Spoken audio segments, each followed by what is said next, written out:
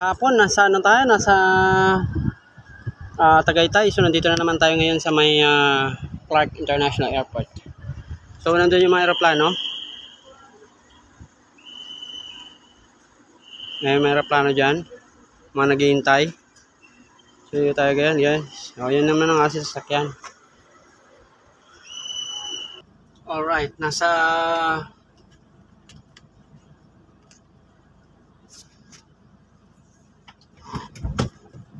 Clark Airport.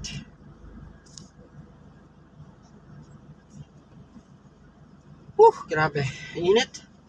Kahit na naka-aircon ako. Init. Dahil ang likod sobrang init dahil naka-leather.